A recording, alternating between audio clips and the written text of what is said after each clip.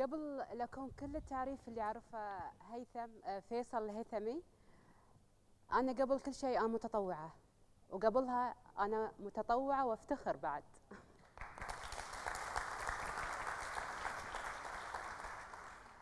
لما دعوني تيدكس جامعة قطر إني أكون موجودة، صراحة حسيت بالفخر لأكثر من سبب.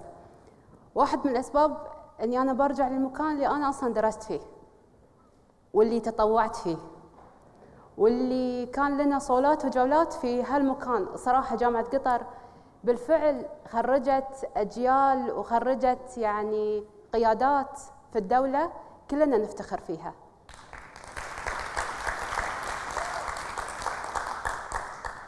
موضوعي اللي أنا حابة أتكلم فيه في هالمساء هو موضوع أعتقد أن الكل حاسس بأهميته وقيمته: العمل التطوعي.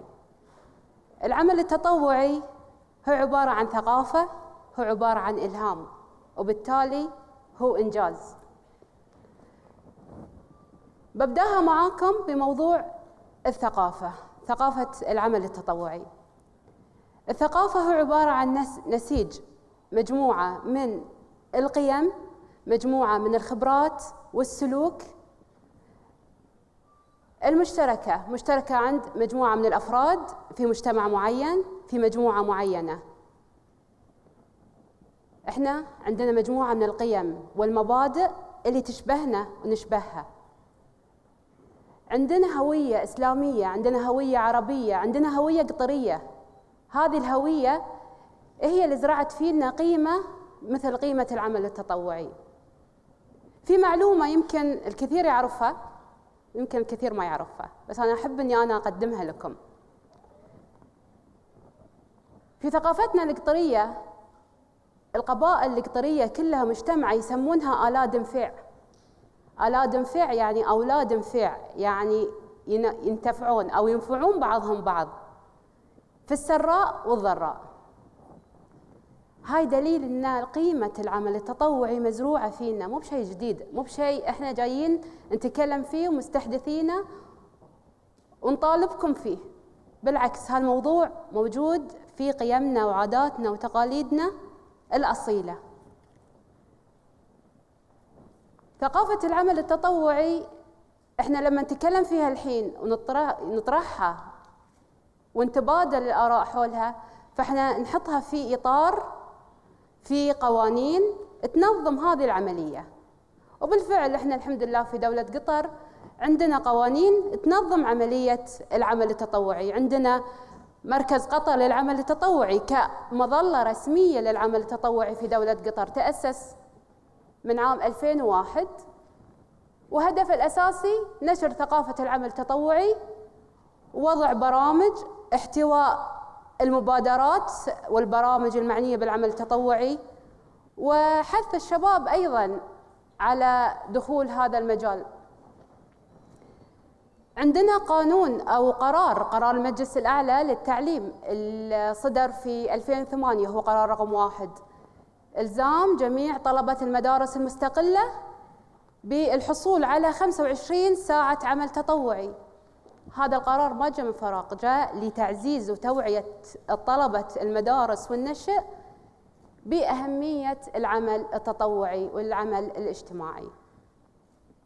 هذه عن ثقافة العمل التطوعي. إذا جينا لموضوع الإلهام، أنا حابة بس أذكر لكم قصة يمكن هي كانت سبب من الأسباب اللي ألهمتني في التمسك في مجال العمل التطوعي والخوض فيه. ويمكن أقول لكم أن أنا 16 سنة في هالمجال، مجال العمل التطوعي، يمكن أكثر.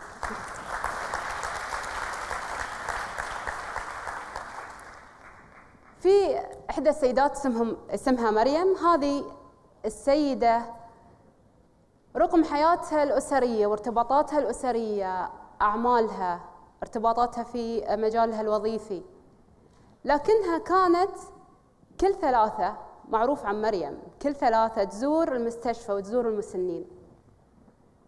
معروف ما حد يدعوها لأي اجتماع، لا عائلي لا اجتماع إداري. كل ثلاثة كانت تروح عند المسنين وتبدأ في جولة على كل المسنين في المستشفى، تقضي حوائجهم، تودي معاها بعض الأكل، ملابس. كانت مبادرة، ما حد كان يطلب منها شيء ولا تنتظر شيء.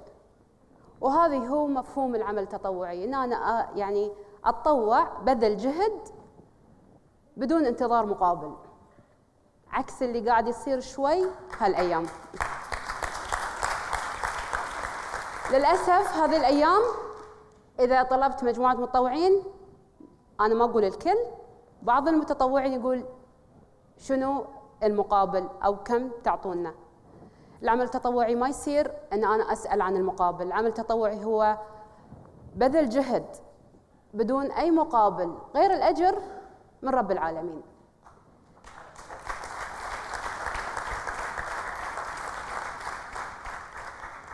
مريم هذه هو اللي كان يعني يحركها، كانت مبادرة عشان تساعد غيرها. ارتبطت عاطفياً بسيدة كانت في المستشفى، كل ثلاثة لما تروح وتزور المسنين آخر محطة كانت عند سيدة عجوز، تقعد معاها، تسولف معاها، تلبسها، تأكلها. كانت أيام المناسبات مثل الأعياد تودي معاها حنة تحني المرأة العجوز في المستشفى. الممرضة اللي كانت تشرف على السيدة العجوز كانت تعتقد أنها بنت العجوز. طبعا مع مرور الأيام جات مريم كالعادة ولفت، وصلت عند غرفة السيدة العجوز. جاتها الممرضة تركض تعزيها،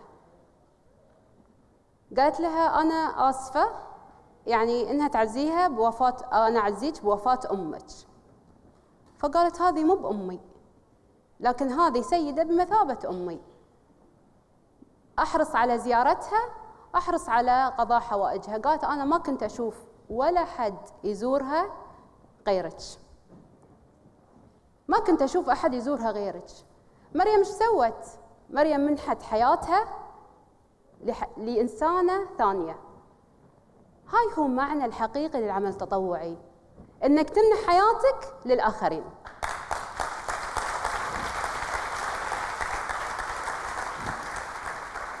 فأنا أتمنى إن إحنا بالفعل نفكر فيها بهذه الطريقة.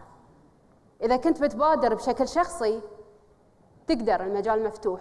إذا كنت حاب إنك تبادر تتطوع ضمن يعني أنظمة، ضمن مراكز ومؤسسات، المراكز مفتوحة. المهم إنك أنت تفكر إن بالفعل تتطوع بالشكل الصحيح وبالأسلوب الصحيح. أنا ما راح أطول وايد في كلامي، لأن أنا حابة بعد أتطوع بوقتي للي باقي من الكلمات إن شاء الله. بس قبل لا أقول وقبل لا أختم كلامي، أنا أتمنى بالفعل أن كلنا نرجع للمعنى الحقيقي لمفهوم التطوع، ونفكر فيها أن هذا الشيء من داخلنا وقيمة أصيلة فينا. ولا تقولون سو خير وعقه بحر، هذه كلمة أنا أشوفها خطأ. سو خير وانتظر أجرك من الله سبحانه وتعالى. السلام عليكم ورحمة الله وبركاته.